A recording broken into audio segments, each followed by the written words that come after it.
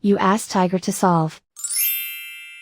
This deals with linear equations with one unknown. The final result is z equals -1. Let's solve it step by step.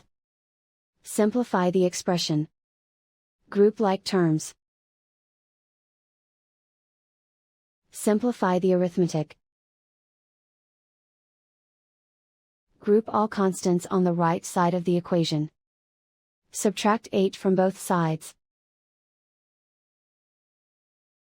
Simplify the arithmetic.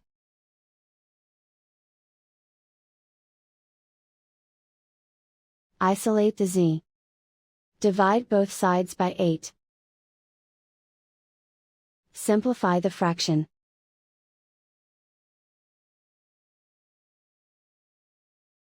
And so the final result is z equals -1.